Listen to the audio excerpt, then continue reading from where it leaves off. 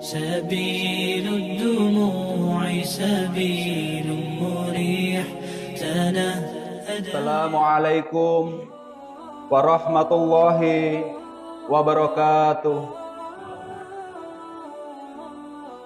Allahu Akbar, Allahu Akbar, Allahu Akbar, Allahu Akbar, Allahu Akbar, Allahu Akbar, Allahu Akbar, Allahu Akbar, Allahu Akbar, Allahu Akbar, walillahil hamd. Innal hamdalillah nahmaduhu wa nasta'inuhu wa nastaghfiruh wa na'udzu billahi min sururi anfusina wa min sayyiati a'malina may yahdihillahu fala mudhillalah wa may yudlilhu fala hadiyalah. Asyhadu an la ilaha illallah wahdahu la syarikalah wa asyhadu anna Muhammadan abduhu wa rasuluhu la nabiyya ba'da. Allahumma sholli wa sallim ala sayyidina Muhammad wa ala alihi sayyidina Muhammad. Ya ayyuhalladzina amanu taqullaha haqqa tuqatih wa la tamutunna illa wa antum muslimun. Hadirin ma'asyiral muslimin rahimakumullah. Allahu Akbar, Allahu Akbar, Allahu Akbar, walillahil hamd. Hari ini tanggal 10 Zulhijjah yang bertepatan dengan tanggal 9 Juli 2022 adalah hari yang penuh dengan kebahagiaan dan keberkahan. Hari ketika jutaan saudara kita berkumpul di tanah suci menunaikan ibadah haji, membesarkan asma Allah dan mengharapkan ridhonya. Mereka dimuliakan sebagai duta-duta Allah Subhanahu wa Ta'ala yang berhak mendapatkan kedudukan mulia di sisi Allah Subhanahu wa Ta'ala. Sabda Nabi Rasulullah sallallahu alaihi wasallam, al-hujaju wal umaru wafdullah da'ahum fa'ajabu sa'aluhu fa'atahum. Sungguh para jamaah haji dan para umroh adalah para duta Allah Subhanahu wa Ta'ala. Allah telah memanggil mereka, lalu mereka memenuhi panggilannya. Mereka memohon kepada Allah Subhanahu wa Ta'ala, lalu Allah mengabulkan permohonan mereka. Hadis riwayat Ibnu Majah. Pada hari agung ini, kaum muslim menggemakan takbir, tahmid, tasbih, dan tahlil. Mereka berbondong-bondong menunaikan salat Id dan mendengarkan khutbah. Setelah itu, mereka melakukan penyembelihan dan pembagian hewan kurban. Sepanjang hari tasyrik, lantunan kalimat thayyibah itu pun masih akan terus dikumandangkan. Mereka mengagungkan Tuhan yang satu, Tuhan segenap manusia, Allah Subhanahu wa Ta'ala. Allahu Akbar, Allahu Akbar, Allahu Akbar, walillahil hamd. Sadarkah kita bahwa pada hari ini sesungguhnya pelaksanaan ibadah haji dan Idul Adha mempersatukan umat ini di Padang Arafah, Mina dan Muzdalifah, juga di depan Ka'bah, antara Safa dan Marwah. Jutaan muslim dan berbagai penjuru dunia berkumpul. Mereka berasal dari ragam suku bangsa, warna kulit dan bahasa. Mereka menyatu mempersembahkan ketaatan total kepada Allah Subhanahu wa Ta'ala dalam ibadah haji. Di tempat lain, seperti kita pada hari ini, miliaran kaum muslim juga berkumpul bersama masyarakat merayakan Idul Adha. Mereka menunaikan salat Id, lalu berkurban dan mengumandangkan kalimat takbir hingga hari tasyrik usai. Ma'asyiral muslimin rahimakumullah. Bukankah hal yang luar biasa bila kita kaum muslim merasakan persatuan ini? Betapa indah persaudaraan ini. Kita diikat bukan karena suku bangsa, bahasa, atau warna kulit. Kita diikat oleh akidah Islam. Akidah inilah yang menghapuskan sekat-sekat perbedaan suku bangsa, warna kulit, dan bahasa. Akidah ini pula yang menyingkirkan perbedaan kasta dan status sosial, lalu membuat manusia setara di hadapan Allah Subhanahu wa Ta'ala, Sang Pencipta. Bayangkan pula betapa dahsyatnya kekuatan umat ini bila mereka bersatu. Ada 1,9 miliar muslim di dunia, tentu dengan ragam potensi dan keunggulan sumber daya mereka. Andai kaum muslim di seluruh dunia dapat bersatu, pasti mereka akan kembali menjadi umat yang disegani oleh sebagai bangsa di seluruh dunia. Mereka akan menjadi kekuatan yang menentukan arah dunia. Mereka akan mampu menciptakan tatanan kehidupan manusia yang berkeadilan dan beradab. Bukan seperti kondisi saat ini. Dunia di saat ini dikuasai oleh peradaban barat yang kapitalistik. Barat telah mengeksploitasi kekayaan alam negara-negara lain. Mereka menciptakan perbudakan modern melalui neo-imperialisme. Mereka pun mencabut nilai-nilai kemanusiaan. Kaum muslim telah ditetapkan oleh Allah Subhanahu wa Ta'ala sebagai satu-satunya umat terbaik. Allah Subhanahu wa Ta'ala berfirman, Bismillahirrahmanirrahim. Kuntum khaira ummah ukhrijat linnas ta'muruna bil ma'ruf wa tanhauna 'anil munkar wa tu'minuna billah. Kalian adalah umat terbaik yang dilahirkan untuk manusia, melakukan amar ma'ruf nahi munkar dan mengimani Allah Subhanahu wa Ta'ala. Al-Imran ayat 110. Namun pada kenyataannya, hari ini kaum muslim menjadi umat yang terpinggirkan di berbagai belahan dunia.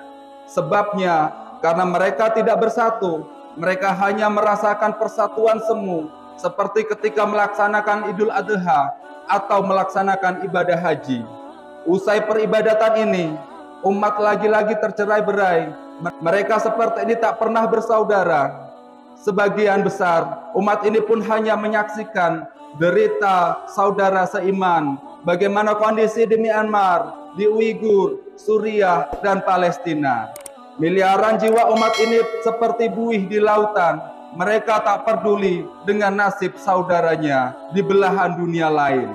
Kita seolah melupakan sabda Nabi Shallallahu Alaihi Wasallam. Tidaklah seorang yang melantarkan saudaranya sesama muslim dalam kondisi kehormatannya yang sedang dilanggar dan harga dirinya direndahkan, kecuali Allah akan melantarkan dia dalam kondisi dia ingin ditolong. Inilah semestinya kita menguatkan kembali makna persatuan umat dalam jalinan kokoh ukhuwah Islamiyah. Umat ini harus kembali bersatu, laksana satu bangunan yang kokoh, tidak bercerai-berai. Allah Subhanahu wa Ta'ala berfirman, wa'tasimu bihablillahi jami'a wa la tafarraqu. Berpeganglah kalian semua pada tali agama Allah dan janganlah kalian bercerai-berai. Al-Imran ayat 103. Nabi Muhammad sallallahu alaihi wasallam bersabda, innal mu'minin kal bunyan yasuddu ba'duhu ba'dha. Sungguh mukmin dengan mukmin yang lain itu seperti sebuah bangunan, sebagian menguatkan sebagian yang lain. Hadis riwayat Al-Bukhari. Allahu Akbar, Allahu Akbar, Allahu Akbar walillahil hamd. Ibadah haji dan kurban adalah bagian dari perwujudan ketaatan pada hukum-hukum Allah Subhanahu wa Ta'ala, bukan puncak dari ketaatan itu sendiri. Bila seorang hamba telah mengorbankan hartanya demi menempuh perjalanan ibadah haji dan melakukan kurban, maka seharusnya ia juga siap mengorbankan segalanya untuk taat pada syariat Allah Subhanahu wa Ta'ala tanpa kecuali sebagaimana perintah Allah Subhanahu wa Ta'ala. Ya ayyuhalladzina amanu dkhulu fis silmi kaffah wa la tattabi'u khutuwatis syaiton innahu lakum aduwwum mubin. Hai orang-orang yang beriman, masuklah kalian ke dalam Islam secara keseluruhan dan janganlah kalian mengikuti langkah-langkah setan. Sungguh, setan itu musuh yang nyata bagi kalian. Surat Al-Baqarah ayat 208. Demikianlah keimanan menuntut ketaatan secara penuh terhadap ajaran Islam. Menurut Syekh Mahmud Saltut, Islam menuntut penyatuan syariah dengan akidah. Masing-masing tidak bisa dipisahkan. Akidah adalah dasar yang memancarkan syariah. Syariah merupakan wujud nyata yang lahir dari akidah. Dengan kata lain, akidah adalah fondasi, sedangkan syariah adalah bangunan yang berdiri di atasnya. Karena itu, akidah tanpa syariah bagaikan fondasi tanpa wujud bangunan, sehingga abstrak dan sulit diukur. Sebaliknya, bangunan tanpa fondasi juga tidak mungkin karena ia akan runtuh. Karena itu pula, para ulama menyatakan bahwa keimanan adalah aspek batiniah, sedangkan syariah adalah aspek lahiriah. Hadirin ma'asyiral muslimin rahimakumullah. Setiap Idul Adha kita diajari ketaatan luar biasa sebagaimana keluarga Nabi Ibrahim alaihissalam dalam melaksanakan perintah Allah Subhanahu wa taala. Tanpa ragu, Nabi Ibrahim alaihissalam dan Nabi Ismail alaihissalam mengerjakan perintah penyembelihan meskipun itu pengorbanan yang amat besar untuk keduanya. Nabi Ibrahim mengorbankan putra kesayangannya, sedangkan Nabi Ismail mengorbankan hidupnya.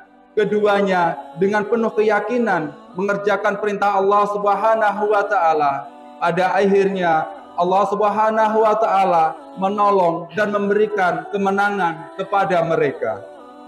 Demikianlah seharusnya sikap seorang hamba terhadap perintah Allah dan larangan Allah Subhanahu wa taala, bukan menawar, meragukan atau mencari aturan selain hukum Allah Subhanahu wa taala yang menurut hawa nafsunya hal itu lebih ringan.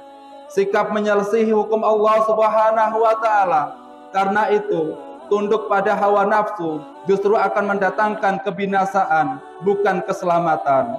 Allah Subhanahu wa taala berfirman, andai kata kebenaran itu menuruti hawa nafsu mereka, pastilah binasalah langit dan bumi ini dan semua yang ada di dalamnya. Sebenarnya kami telah mendatangkan kepada mereka peringatan, yaitu Al-Quran, tetapi mereka berpaling dari peringatan itu. Al-Mu'minun ayat 71. Ada muslim yang begitu khusyuk ketika menjalankan perintah sholat, pemurah dalam bersedekah, ringan tangan menolong orang, bibirnya senantiasa basah dengan zikir dan sholawat. Namun ketika diseru melaksanakan hukum jinayat, hukum muamalah, apalagi hukum dalam kehidupan bernegara dan bermasyarakat dengan menggunakan syariah Islam, mereka menjadi ragu, bahkan tak sedikit yang menolak. Di antara alasan penolakan tersebut adalah karena masyarakat hari ini sudah dibangun berdasarkan kesepakatan bersama, yakni kesepakatan untuk menyingkirkan hukum-hukum Allah Subhanahu wa taala. Hal ini menjadi pertanyaan, sejak kapan kesepakatan manusia bisa menyingkirkan ayat-ayat Allah Subhanahu wa taala dan sunnah Nabi sallallahu alaihi wasallam? Juga menghapus hukum-hukum Islam.